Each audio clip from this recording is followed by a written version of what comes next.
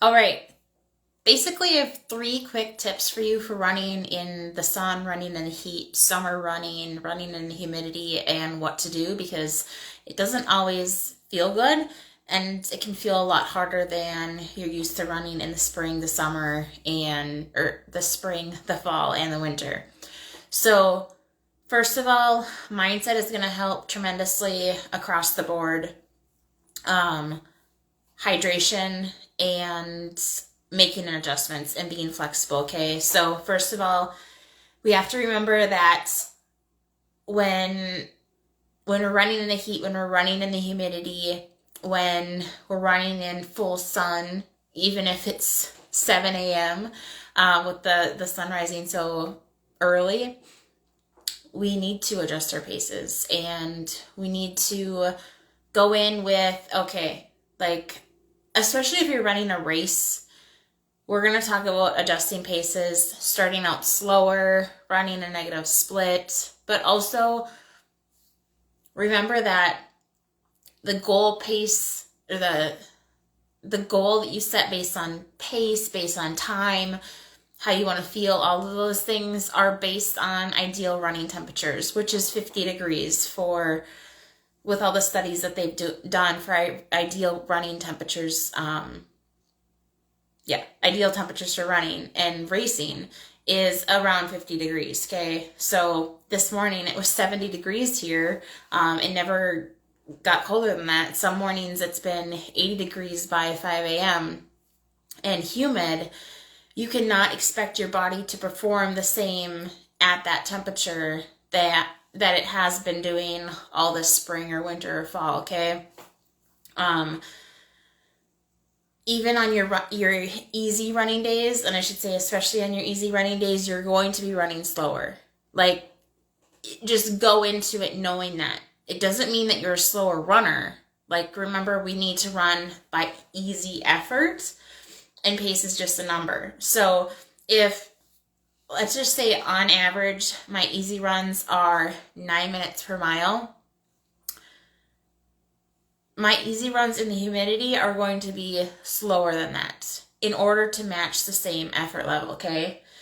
So it doesn't mean that I'm a slower runner. It just means that I'm running based on effort. I'm supposed to be doing an easy run. And if I'm going to try to push and maintain 9 minutes per mile when the dew point is 70 degrees and the temperature is 71, it's going to feel like a tempo run. It's going to be hard. And that's not, remember, we need to go back to what is the purpose of this run. That's not the purpose of an easy run. Okay?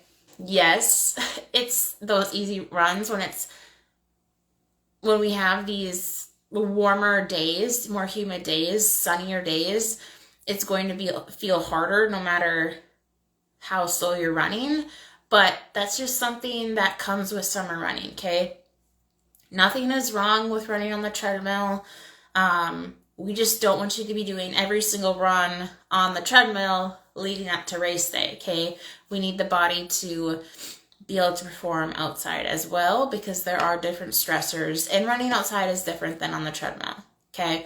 So I'm not saying there's anything wrong with the treadmill. If it's hot out, if it's muggy out, if you have a speed workout, if you're just sick of the heat, run on the treadmill if you have that option, okay? There's nothing wrong with that.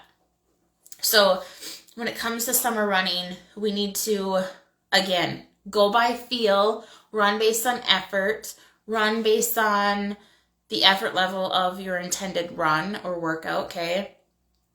And let go of the expectations that you're going to be running this set pace, because that's not the case when we have these weather conditions. When it comes to speed workouts, we need to adjust our paces based on the weather. I've posted a couple different calculations on the percentage or how many seconds per minute per mile you should adjust your paces for the weather conditions. But really, you need to just learn based on effort what an easy effort run feels like, what 5K pace feels like for that, like, you need to know what that effort level feels like, if that makes sense. Okay. When it comes to racing, we're also going to adjust your paces. Like, remember what I said, our goals, our pace goals, if we want to run a marathon, a half marathon, a 5K in a certain amount of time or at a certain pace, they're based on ideal weather. Temp, not much wind, like the sun is not beating down on you, okay? No precipitation. They're based on ideal running weather, okay? So when we have extremely windy days, when we have sleet, pouring rain, snow, when we have hot temperatures, full sun, very humid, we have to adjust those paces because it's not sustainable to run the pace for ideal weather when the weather's not ideal, okay? For example, I ran Grandma's Marathon last Saturday and it got hot fast. It was the marathon, or the half marathon started at 6. The half marathon, everyone has to clear out because they use the same course for the marathon just halfway through. So every half marathoner has to be done by the time the marathoners are going to be coming through. And we started at 7:45.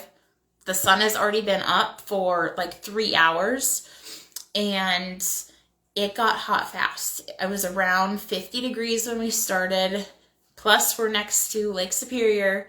And when I finished at 11:15 or shortly before, it was 70 some degrees, humid, full sun. It was awful. It was gorgeous weather for the day, but not for racing. And I got hot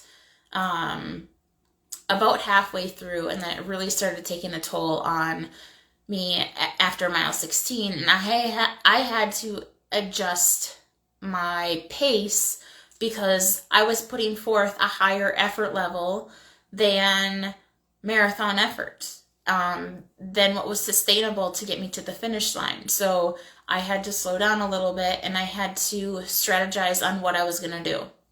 My entire hydration strategy, which is huge, hydration, fluids, water, electrolytes. You cannot just drink water, okay? You need to have electrolytes with your fluids. They say on average, again, some people sweat more, some people sweat less, some people are saltier sweaters, some people sweat less electrolytes, but on average, 600 to 800 milligrams of sodium is lost per hour. Typically, runners tend to be at the higher end of that range, up to, I don't know if it's like 1,600 milligrams, okay? So we need to be taking in a lot of electrolytes in order to support the cooling so that our bodies can cool themselves and we can perform as we want to, so that we do not run into GI distress. So my entire strategy, even going into the race, was I was carrying electrolytes, or I was carrying Scratch in my handheld.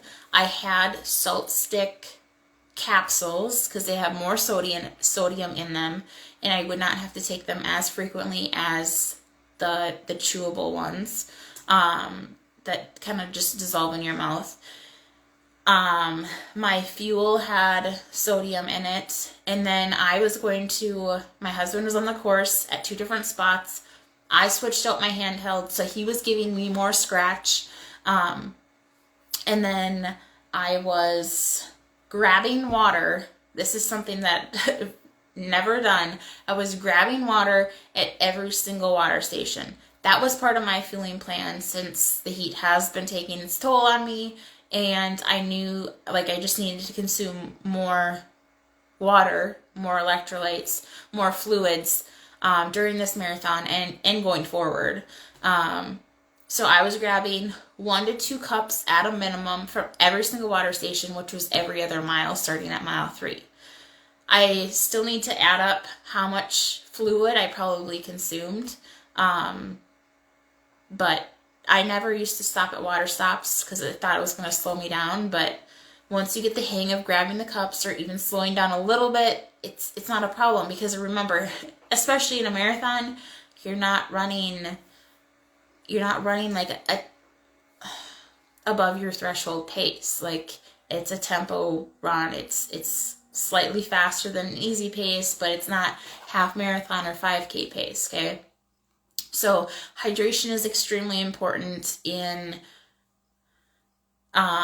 summer running. There, like, even if you're doing a 30-minute run, a 20-minute run, make sure you're hydrating before, make sure you're hydrating after, and heck, even bring hydration with you. 2 weeks ago, when it was a warmer run, I was tapering. It was an easy run. That's all I had was, I think it's 25 or 30 minutes. I had my handheld with me and I drank the entire thing because it was hot out.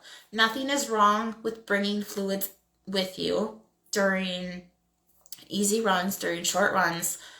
Hydration and fuel will only benefit you, okay? So remember that. So remember, mindset, hydration, adjusting your expectations, and going based on feel are going to be the primary movers behind running in summer heat and being successful with it. So let me know if you have any questions about any of that. I can answer more. I can do another live on hydration or whatever, but I just wanted to address the topic of summer running since it is very warm this summer and we're getting to racing season.